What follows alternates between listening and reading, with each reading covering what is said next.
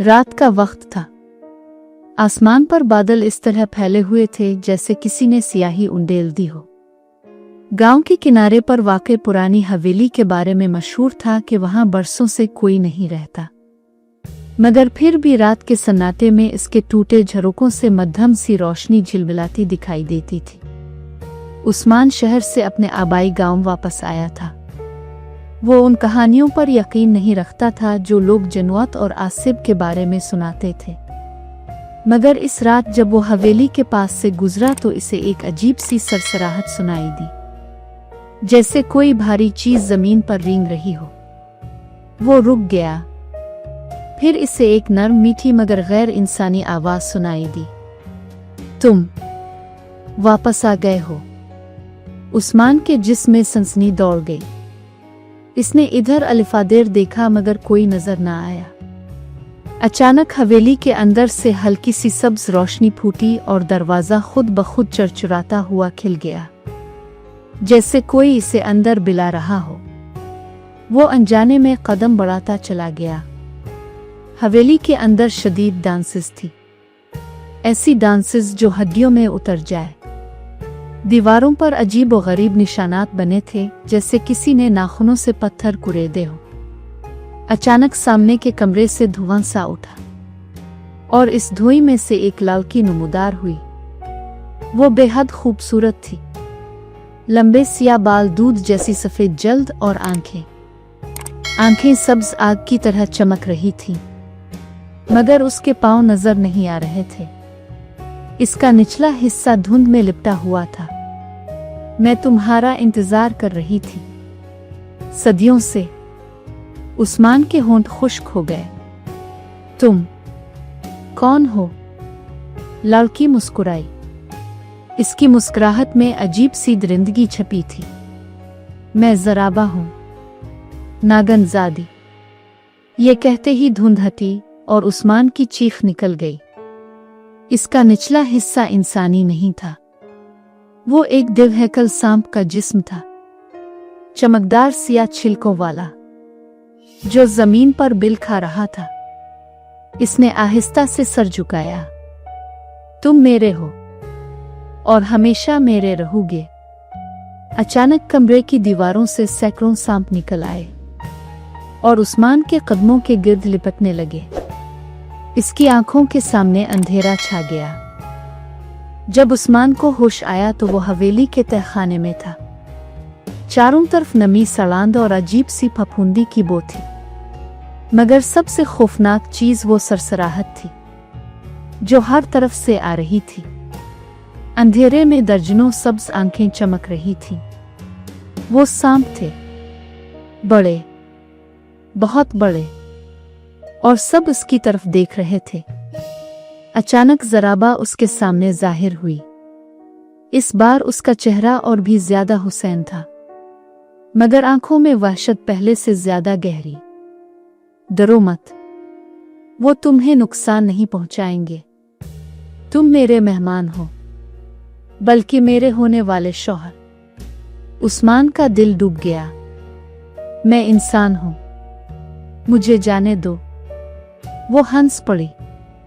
इसकी हंसी में जहर था। इंसान, तुम पहले भी यही कहते थे जब तुमने मुझे छोड़ दिया था। मैं तो तुम्हें जानता तक नहीं। इसकी आंखें अचानक खून की तरह सुर्ख हो गईं।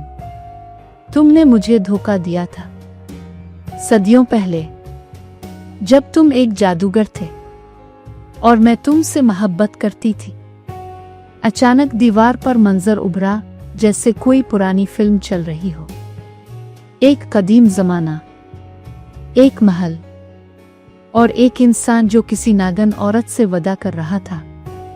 फिर वो इसे छोड़कर चला जाता है। ज़राबा की चीख गूंजी।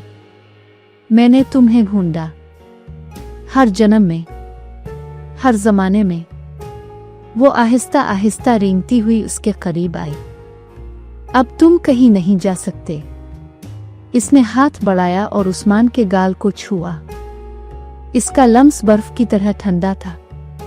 अचानक उस्मान के जिस्म में शदीद दर्द उठा।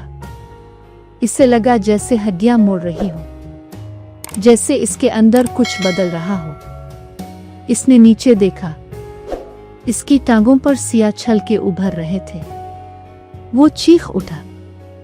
ज़राबा ने सरगोशी की, मैं तुम्हें अपने जैसा बना दूंगी, ताकि तुम हमेशा मेरे साथ रहो। 3 दिन गुजर गए, शायद 3 सदियां। वक्त का एहसास खत्म हो चुका था। उस्मान अब मुकम्मल इंसान नहीं रहा था। इसकी आंखों में हल्की सब्ज चमक आ गई थी और जल्द पर बारीक छलके बन चुके थे। ज़राबा खुश थी। वो इसके गिर्द चक्कर लगाती, इससे बातें करती, इसे अपने साथ लिपटाने की कोशिश करती, जैसे कोई आशिक़ा अपने महबूब से लिपटती है। मगर उसके जिस्म की ताकत हड्डियों को चूर चूर कर देने के लिए काफी थी। एक रात उस्मान ने देखा कि तहखाने के एक कोने में एक कदीम तावीज़ पड़ा है। शायद किसी आमिल ने कभी इसे वहां रखा था। वो बमुश्किल खिसकता हुआ वहां तक पहुंचा। जैसे ही इसने तावीज़ को छुआ, ज़राबा की खौफनाक चीख गूंजी। नहीं, वो बिजली की रफ्तार से इसकी तरफ बढ़ी, मगर देर हो चुकी थी। तावीज़ से रोशनी फूटी और सांप चीखते हुए पीछे हटने लगे। ज़राबा का खूबसूरत चेहरा बिगड़ने लगा। आंखें गहरी खोपड़ियों में बदल गईं। दांत जहरीले नोकदार नोकों में तब्दील हो गए। तुम भी मुझे छोड़ दोगे? इसकी आवाज अब दर्द से भरी थी, दरिंदगी से नहीं। उस्मान के दिल में एक लम्हे को तरस जागा, मगर फिर इसे अपनी अजियत याद आई। इसने तावीज़ जमीन पर दे मारा। रोशनी का धमाका हुआ। जब सब कुछ खत्म हुआ, हवेली वीरान थी, जैसे हमेशा से थी। मगर गांव वालों ने इस रात एक अजीब मंजर देखा। जंगल की तरफ एक देवहैकल सिया नाग रेंग रहा था और उसके पीछे एक आधा इंसान आधा सांप वजूद, जो बे आवाज उसके साथ जा रहा था। कुछ लोग कहते हैं ज़राबा इसे वापस ले गई। कुछ कहते हैं वो इसे मुकम्मल जनू बना चुकी है। और कुछ बूढ़े आज भी कहते हैं, अगर आधी रात को इस हवेली के पास से गुजरो तो एक औरत की सरगोशी सुनाई देती है। मैं अभी भी तुम्हारा इंतजार कर रही हूँ। और जमीन पर रेंगने की आवाज आहिस्ता आहिस्ता तुम्हारे करीब आती महसूस होती है। हवेली को तबाह हुए महीने गुजर चुके थे, मगर गांव के लोगों का कहना था कि असल कहानी तो इसके बाद शुरू हुई। हर रात ठीक 12 बजे जंगल की तरफ से एक अजीब सी सीटी जैसी आवाज आती, जैसे कोई बहुत बड़ा सांप खुश्क पत्तों पर रेंग रहा हो। मवेशी बेचैन हो जाते, कुत्ते दम दबाकर छप जाते और परिंदे रात के अंधेरे में अचानक उड़ने लगते। फिर एक रात गांव के चरवाहे बिलाल ने कसम खाकर बताया कि इसने जंगल के किनारे एक औरत को देखा। लंबे सियाह बाल, सफेद चेहरा और उसके पीछे एक देवहैकल साया जो जमीन पर रेंग रहा था। लोग समझ गए, ज़राबा वापस आ चुकी थी। इसी रात गांव के एक घर से एक बच्चा गायब हो गया। दरवाजा अंदर से बंद था, खिड़कियां सलामत थीं, मगर मिट्टी के फर्श पर एक लंबी घुसेटी हुई लकीर बनी थी, जैसे कोई भारी चीज बच्चे को खींच कर ले गई हो। अगले दिन जंगल में इस बच्चे की लाश मिली। जिस्म सही सलामत था, मगर खून का एक कतरा भी नहीं था। इसकी आंखें खिली थीं, खौफ से पत्थर बनी हुई। इसी शाम गांव के मौलवी साहिब ने ऐलान किया कि ये आम बिला नहीं, ये जनवती इंतकाम है। मगर इस रात मौलवी साहिब खुद लापता हो गए।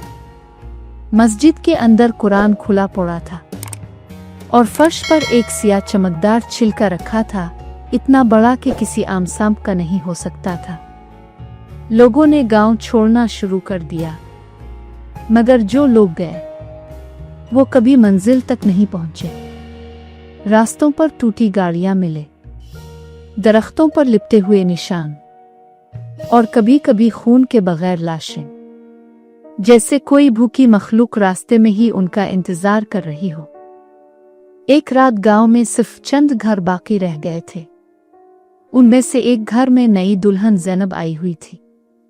वो उन कहानियों पर यकीन नहीं रखती थी।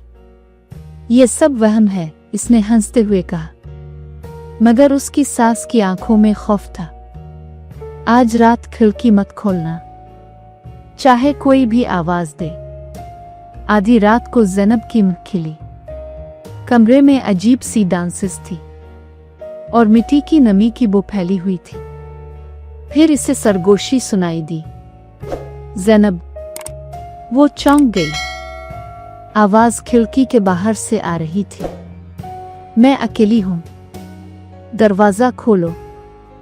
आवाज किसी औरत की थी, बेहद उदास, बेहद नर्म।